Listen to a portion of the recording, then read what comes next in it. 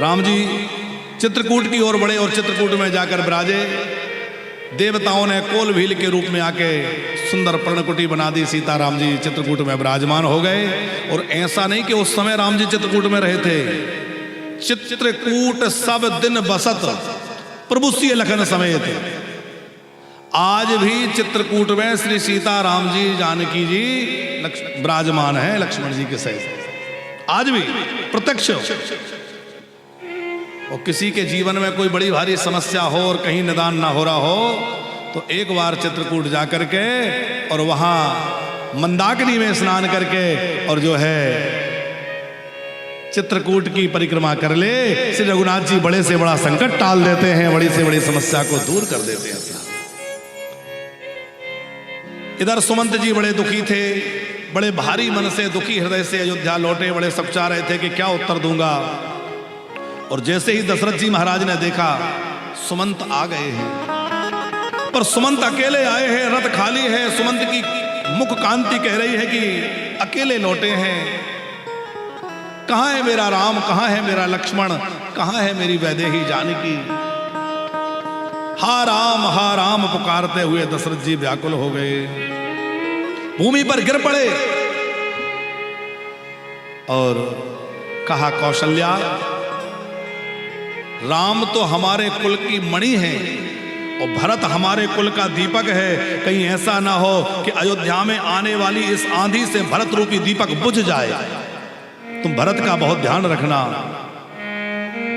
फिर बोले मुझे श्रवण के माता पिता दिखाई दे रहे हैं, उन्होंने मुझे श्राप दिया था, लगता है आज वो समय आ गया। कौशल्या समझा रही है महाराज धैर्य धारण करिए, महाराज सब ठीक हो जाएगा। कि राम राम कही, राम कही, राम राम कही राम, और तन पर हर रघुवर रहे, राव गयो सुरधार। राम राम राम कहते हुए, क्योंकि मनु जी के रूप में उन्होंने यही मांगा था। जैसे बिना पानी के मछली और बिना मणि के सर्प जीवित नहीं रह सकता, वैसे ही मैं राम के बिना ना रहूं। आज वह वरदान सफल हो गया। दशरथ जी का जो सत्य प्रेम है वह चरितार्थ हो गया। सत्य प्रेम जहि राम पद, यह सत्य प्रेम है। और फिर वशिष्ठ जी ने भरत शत्रुघ्न को बुलवाया।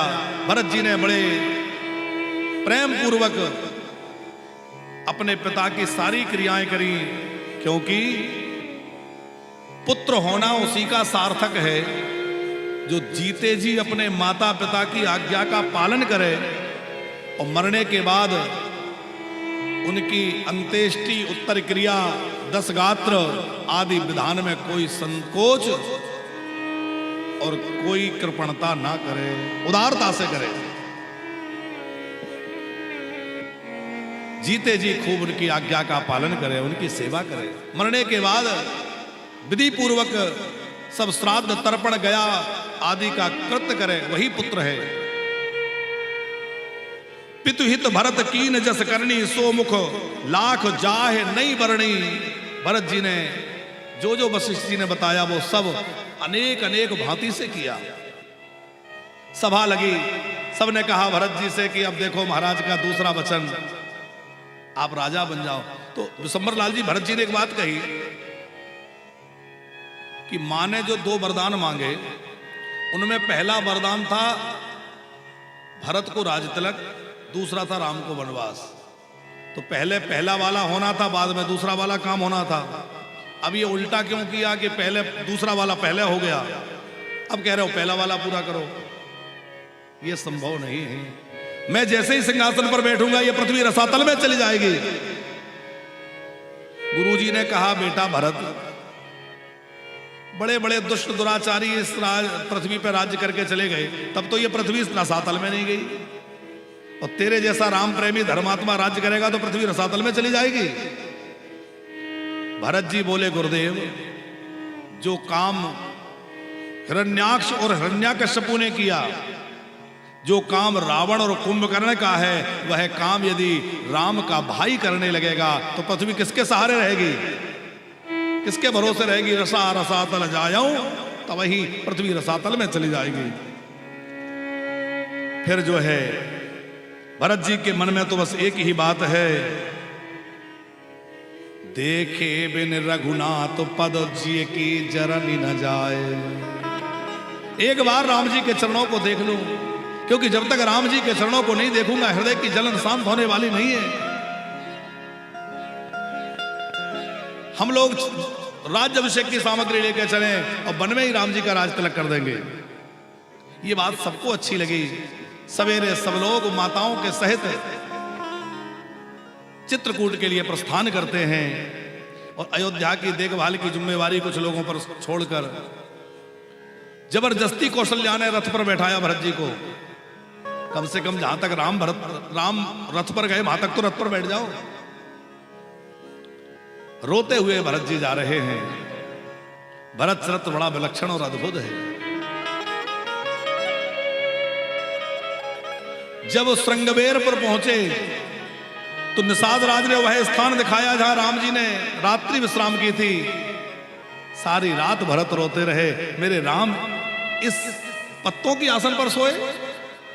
उसकी प्रदक्षिणा कर रहे हैं, वो दंडवत कर रहे हैं, वो रज उठा उठा के मस्तक पर लगा रहे हैं।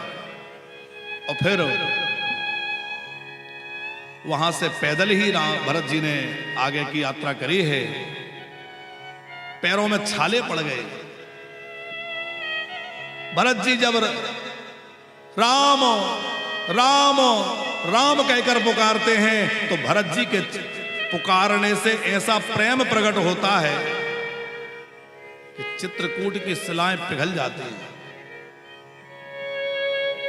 उनका आर्तनाद जो मुख से निकलता है, हर कोई कह रहा है कि भैया हम बिना राम जी के दर्शन के रह लेंगे, पर राम जी को अब अयोध्या लौट जाना चाहिए। देखो भरत जी अयोध्या के राज सिंहासन पर तो नहीं बैठे, लेकिन गुरु वशिष्ठ के हृदय राज सिंहासन पर बैठ गए। माताओं के, अयोध्या के नर नारी मंत्री सामंत सबके हृदय में विराज गए। वन में रहने वाले कोल भील किरात केवट, वनचारी तपस्वी ऋषि मुनि साधक, सबके हृदय में भरत जी का राज हो गया कि धन्य है भरत जी, आप जैसा और कौन हो सकता है। भरत सरस को राम सनेही, जग जप राम राम जप जेही।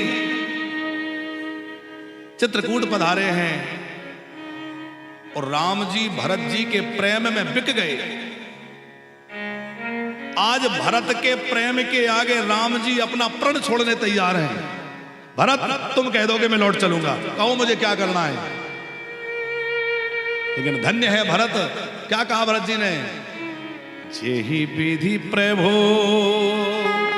प्रसन्न मन होहि, और करुणा सागर कीजिए सोई।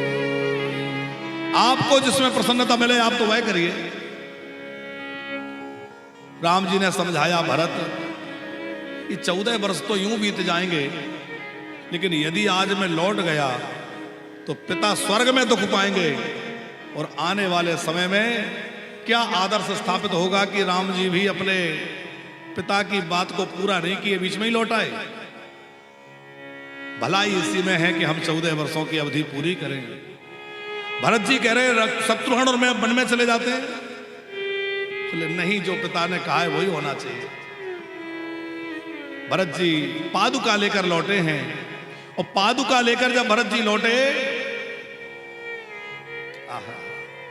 क्या नियम है, क्या हमारे भारत का इतिहास है कि 14 वर्षों तक राम जी की चरण पादुकाओं ने अयोध्या के सिंहासन पर बैठ के राज्य किया है। आज तो संसद में बैठ के लोग कुत्ते बिल्ली की तरह लड़ रहे हैं। क्या समय रहा होगा। भरत जी नंदीग्राम में जाकर बस गए, कुछ भी खाने पीने को तैयार नहीं थे। मां ने बहुत आग्रह किया, कौशल्या बोली तुम नहीं खाओगे तो मैं भी नहीं खाऊंगी। तो भरत जी ने गाय के गोबर में जो जौ निकलते हैं, पहले गाय को जौ खिलाए, फिर गोबर में जौ निकले, उन जौ को धो करके और गोमूत्र में उबाला और उनको खाना स्वीकार किया। कितना कठिन नियम भरत जी का है। गड्ढा खोद करके बैठ गए चंचरी के जिमी चंपक बागा। और उसके बाद बड़ी सुंदर कथा है। राम जी ने विचार किया कि अयोध्या से लोग बार बार आते जाते रहेंगे, क्योंकि सबको मेरे पता चल गया मैं कहाँ हूं। उसी समय जयंत भी राम जी के प्रभाव को देखने आया था। राम जी चित्रकूट से आगे बढ़े और आगे बढ़ते बढ़ते अगस्त ऋषि के आश्रम पर पहुंचे और अगस्त जी से पूछा कि हम राक्षसों को कैसे मारें। भरद्वाज जी से पूछा किस रास्ते से चलें। वाल्मीकि जी से पूछा कि कहां रहें, और अगस्त जी से पूछा राक्षसों को कैसे मारें। अगस्त जी ने अनेक अस्त्र शस्त्रों का उपदेश राम जी को किया है।